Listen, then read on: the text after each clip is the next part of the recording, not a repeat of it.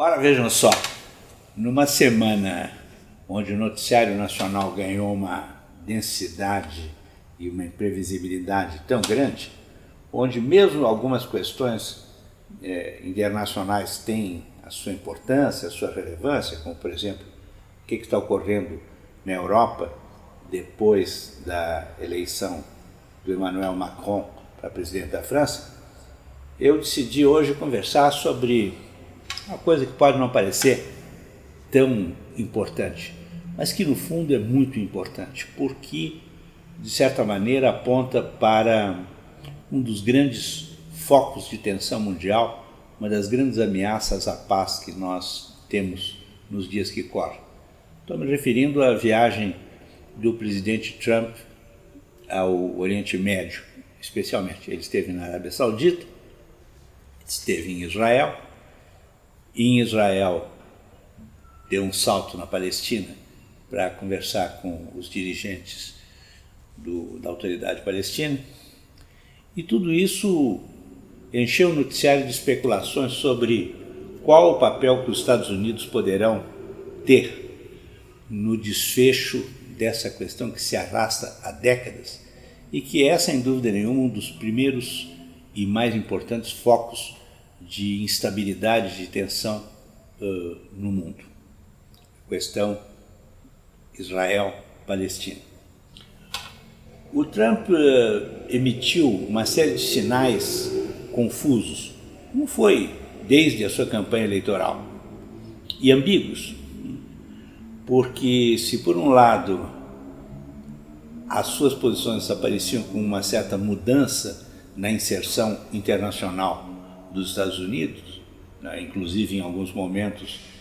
parecendo que ele iria recuar por uma posição isolacionista, como foi tradição em outros momentos da vida daquele país.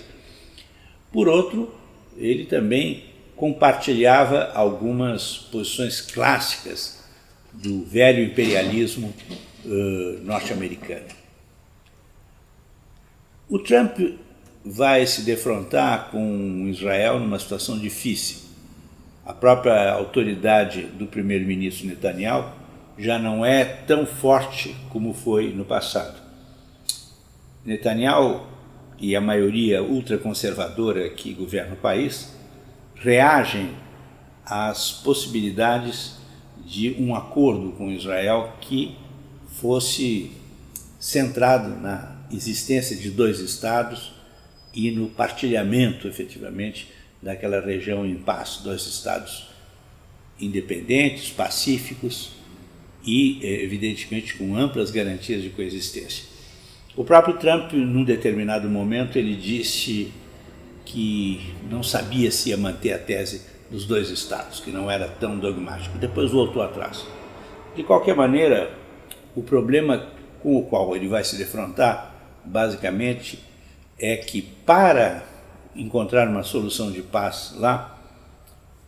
ele vai ter que, em primeiro lugar, deter essa expansão das colônias israelenses nos territórios palestinos, territórios ocupados, que tem um efeito devastador, porque estão introduzindo uma situação de quase apartheid naquela região.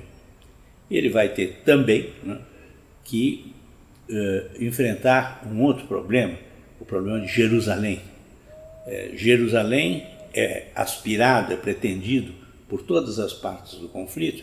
como uma capital que possa ser capital da Palestina e que possa ser uma cidade aberta para o mundo. Essa tese é insuportável aos ouvidos e às reflexões, ao pensamento dos conservadores em Israel. Basicamente, então,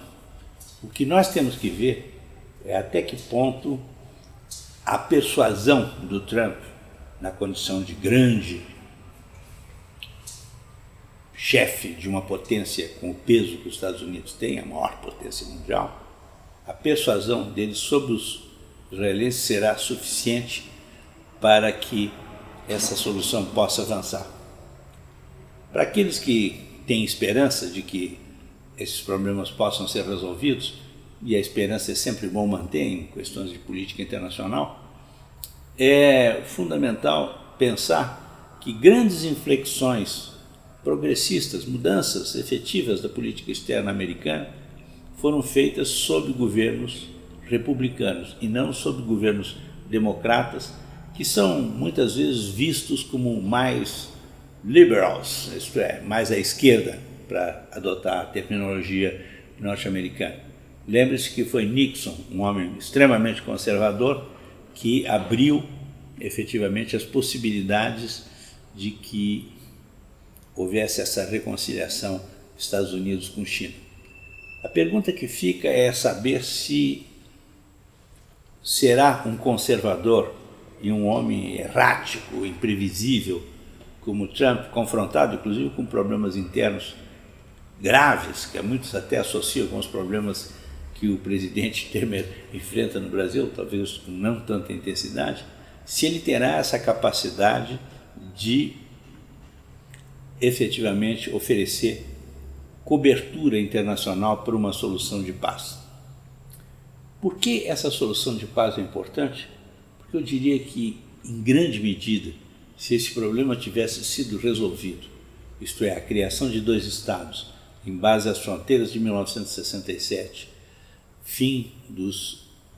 das colônias que foram se estabelecendo, Jerusalém como uma cidade aberta, se tudo isso tivesse existido, é muito provável que uma série de subprodutos violentos, erráticos, que ocorreram nessas últimas décadas não tivessem se produzido. Eu não tenho a menor dúvida que nesse confronto de 2 pequenos países está embutido, sem dúvida nenhuma, um enorme perigo, mas ao mesmo tempo uma enorme oportunidade para que a paz mundial possa se materializar. É um último resquício da Guerra Fria que deveria ser, de uma vez por todas, eliminado.